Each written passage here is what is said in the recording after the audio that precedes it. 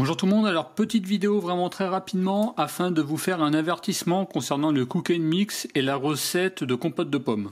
En effet, comme vous pouvez le voir, j'ai rendu mon Cook & Mix et j'ai pris à la place un Moulinex Easy Soup. Et là, je viens de comprendre pourquoi j'ai eu un problème avec le Cook & Mix. Alors en effet, j'ai fait 2 fois la recette de compote de pommes qui était dans le livre de recettes. Donc là, vous pouvez voir les ingrédients qu'il fallait mettre. Et finalement, les 2 fois que j'ai fait cette compote de pommes, finalement le fond de la cuve était cramé. Donc la première fois qu'on a cramé, on a réussi à retirer le cramé en utilisant vraiment plusieurs produits. Finalement, on a réussi à retirer une bonne grosse partie en y mettant du décape-four. On a décidé de refaire la recette avec du sucre normal. Finalement, ça a recramé au fond. Et donc finalement, comme j'étais encore dans les 30 jours, on a ramené le produit à Lidl. Comme on aimait bien le Cook & Mix et qu'on voulait une soupière, on a pris le Moulinex à la place. Alors les 2 produits sont quand même vraiment très très proches en termes d'utilisation, de fonctionnement et de résultats.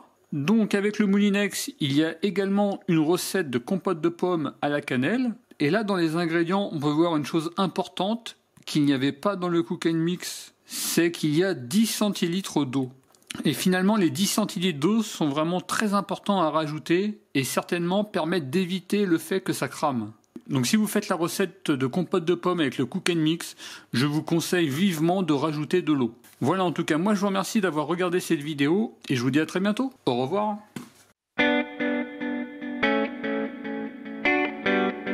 Voilà, donc on a mis du décape-four, il faut attendre 15 minutes. Voilà, donc ça fait un quart d'heure. L'appareil, ça semble ne pas fonctionner. Là, ce que je vais faire, c'est que je vais remettre du décape-four et on va attendre une nuit.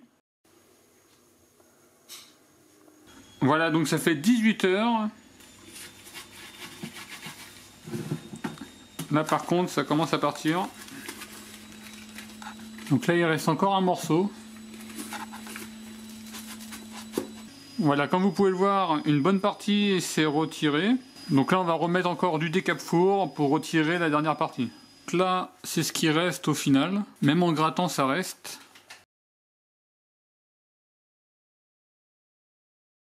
Donc là, vous voyez, ça a recramé encore.